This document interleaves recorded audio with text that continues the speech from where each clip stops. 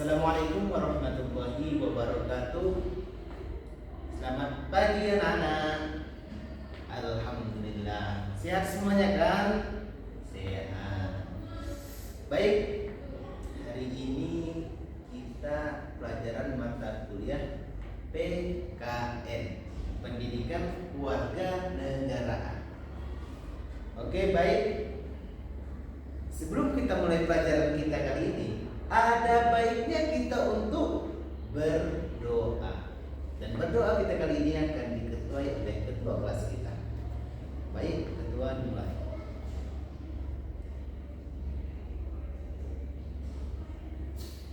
Alhamdulillah. Bagaimana rasanya ketika kita sudah selesai berdoa? Begitu lega. Kenapa begitu lega? Karena ketika kita berdoa kepada Tuhan, bagi yang beragama Islam Allah, kita seperti merasakan sesuatu yang berbeda. Betul apa tidak? Kita merasakan sesuatu yang berbeda. Kenapa? Karena ketika kita berdoa, kita itu meminta kepada Allah Subhanahu wa Ta'ala. Bukan hanya meminta, kita pun curhat kepada Dia. Dengan begitu kita merasa lega, dan begitu juga kita hari ini merasa dengan tenang untuk menikmati pelajaran kita kali ini. Baik, adapun judul kita hari ini ialah makna Bhinneka Tunggal Ika.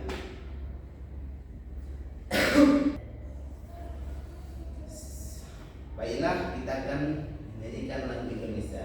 Bentar ya, Bapak putar dulu.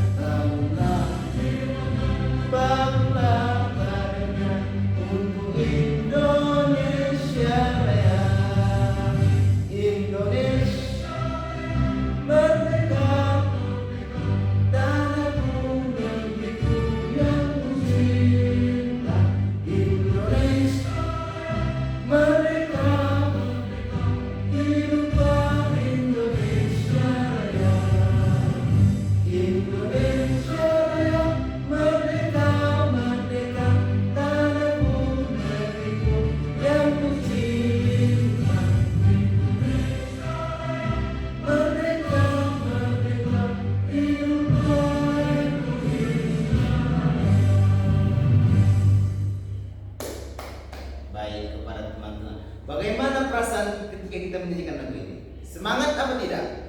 Semangat. Mengapa kita bisa semangat? Karena ini adalah lagu kebangsaan negara kita.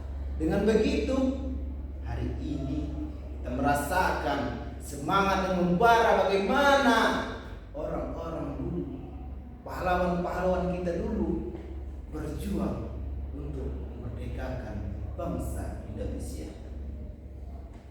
Baik, sudah kita semangat, kita akan lanjut ke slide berikutnya, yaitu ialah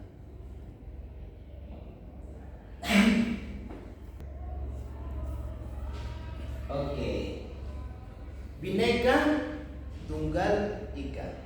Berbeda-beda tetap satu. Kita di Indonesia ini penuh keragaman. Keragaman. Apa itu keberagaman?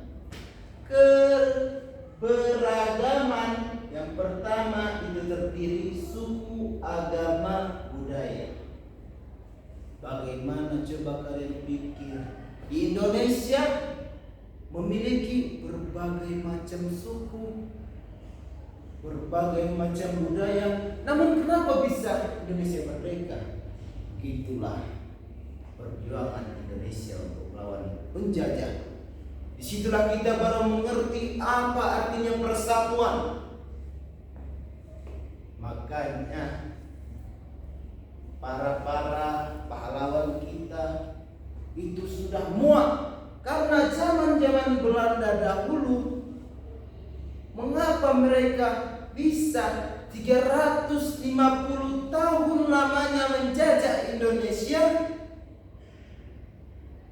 bisa menjajah kita selama itu? Kenapa?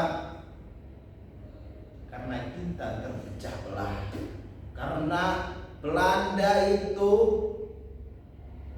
mengadu domba antar kerajaan ini diadu domba, sehingga ketika mereka hancur, siapa yang menang?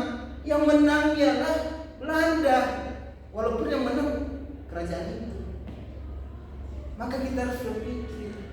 Maka disinilah pada saat ini Indonesia mengerti apa ini persatuan. Dengan bersatu maka mereka bisa mengusir penjajah.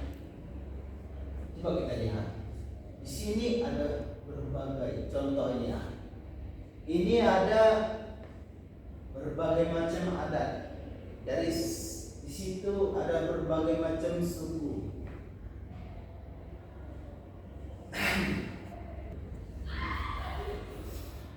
Coba kita lihat keberagaman dalam masyarakat Indonesia. Keberagaman itu bukan hanya pakaian adat, bukan juga itu saja. Keberagaman itu juga terdapat dalam istilah gotong royong. Apa sih istilah gotong royong itu? Coba di sini pernah ikutan, contoh ada tetangganya pesta. Ada nggak kalian lihat warga-warga setempat membantu? Pasti ada.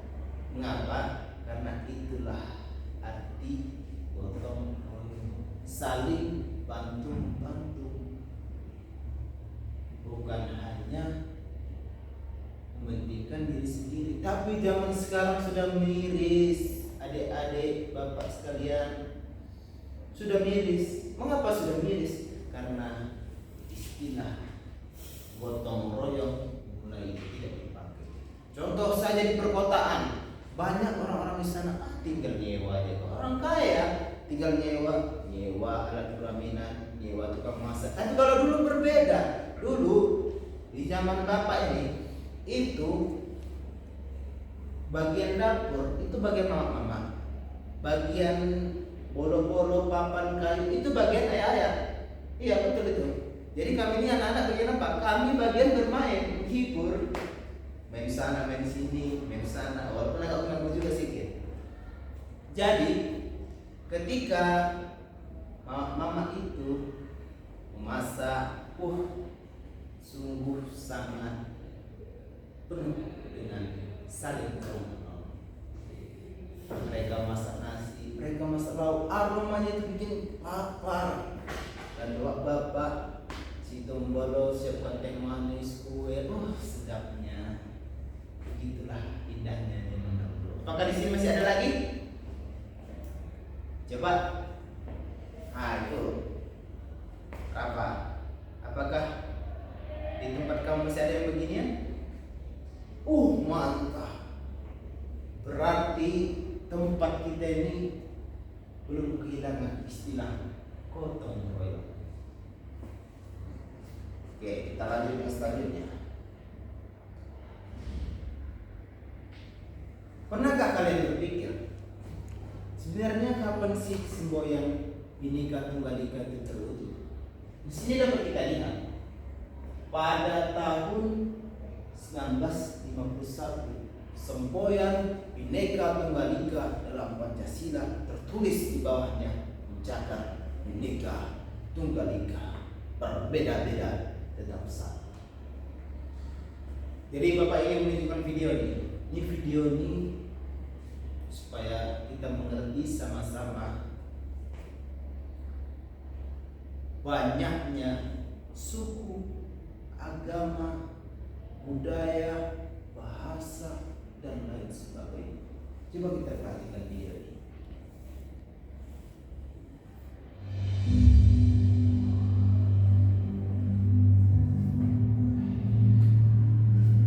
Seperti berlian berserak di Katulistiwa, 17.000 pulau terhampar luas di seluruh Indonesia.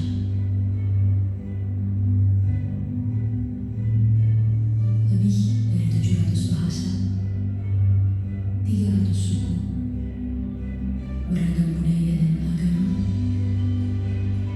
tak mampu menghalangi kita menjadi bangsa yang satu.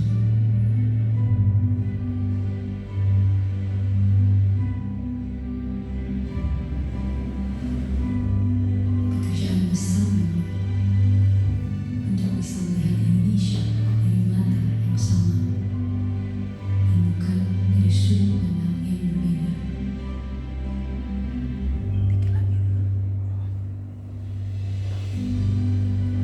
Tetapi ini Indonesia, tanah kaya yang masyhur akan perbedaan dan keramahannya. Tanah lahirnya masyarakat yang terbuka dan memiliki daya juang tinggi.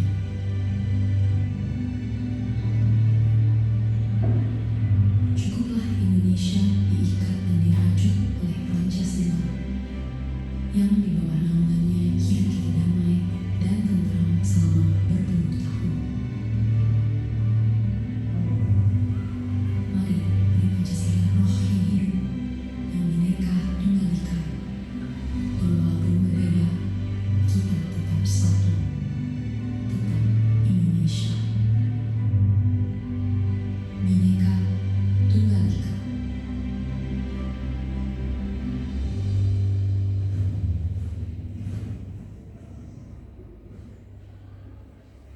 Bagaimana setelah menonton video ini?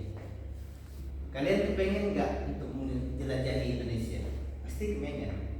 Coba saya tanya, Dava, kau kepengen nggak untuk menjelajahi Indonesia yang sungguh luas ini? Kepengen kan?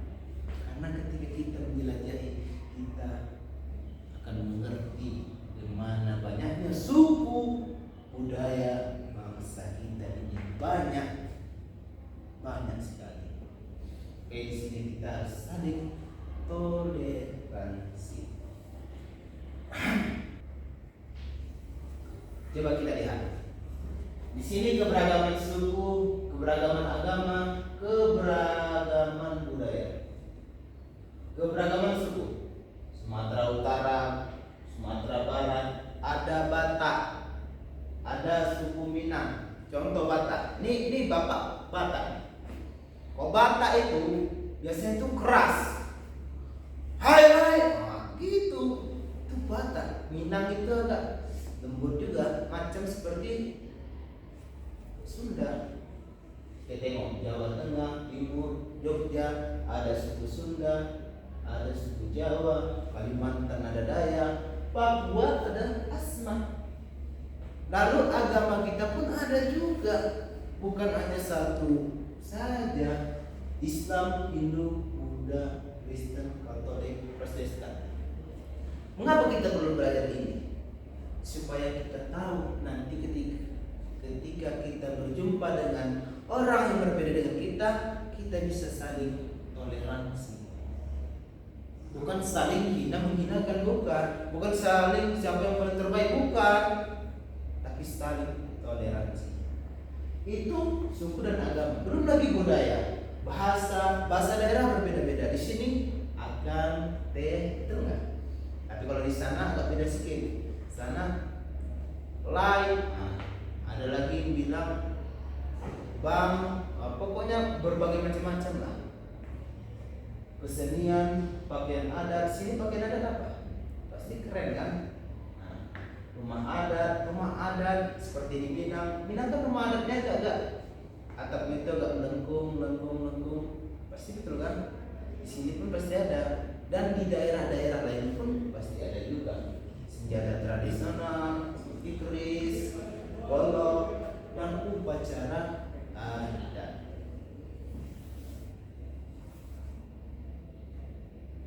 Baiklah, Berikut ini fungsi Bhinneka Tunggal Ika. Yang pertama itu mempertahankan kerukunan sosial. Dengan adanya Bhinneka Tunggal Ika, maka kita bisa mempertahankan apa itu perpecahan, kita bisa mengusirnya dan membuat kita menjadi bersatu. Baru yang kedua, menghormati perbedaan. Kita hormati perbedaan walaupun ini dari suku, dari Papua lah. Papua orangnya biasanya agak-agak hitam lah ya kan. Baru yang ini dari Jawa, kayak kalian orang Sunda. Jumpa sama orang dia, kita harus menghormati perbedaan apa yang berbeda. Jangan karena dia hitam kita diskriminasi, jangan. Ada juga orang gendut, jangan dia. Kita punya perbedaan. Semua Indonesia punya perbedaan. Baru yang ketiga, membangun persatuan. Dengan kita menghormati perbedaan, kita bisa membangun persatuan. Kalau kita bersatu, orang mana yang bisa menjadi kita? Betul apa enggak? Betul. Yang keempat, menghargai keanekaragaman budaya.